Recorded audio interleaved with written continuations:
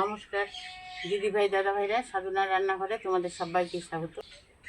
আজকে আমি এই দেখো ঢেঁকি শাকের ভুনা রান্না করে তোমাদের সঙ্গে শেয়ার করব।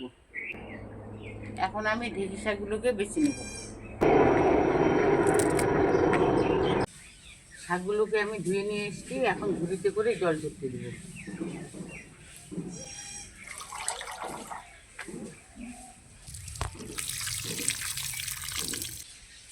এখন পেঁয়াজ, রসুন আর কাঁচা লঙ্কা কেটে দেব।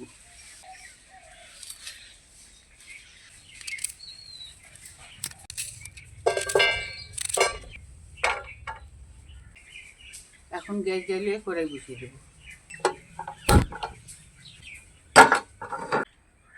কড়াইতে সর্ষের তেল দিয়ে দেব।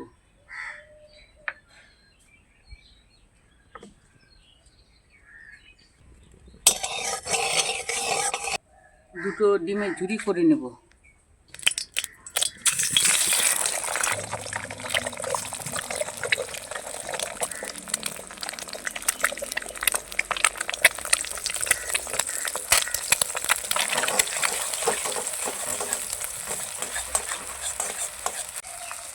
ডিমের ঝুড়িগুলোকে তুলে নিচ্ছি।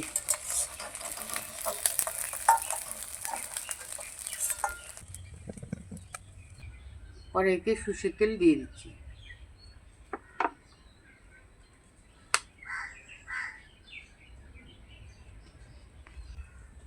রসুন কুচি, কাঁচা লঙ্কা, পেঁয়াজ কুচি দিয়ে দিচ্ছি।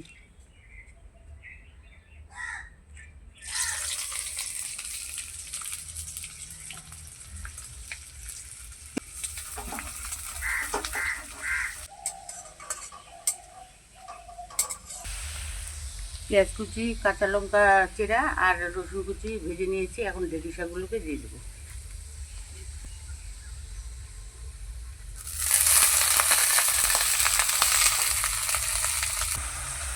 শাকটাতে পরিমাণ মতো লবণ দিয়ে দিচ্ছি।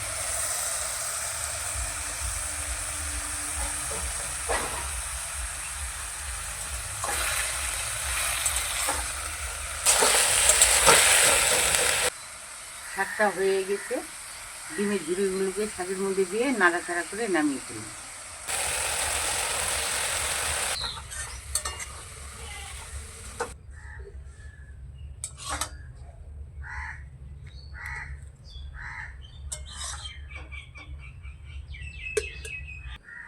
ঢেঁকি শাকের এই রেসিপিটা ভালো লাগলে লাইক, কমেন্ট, শেয়ার করে দিও।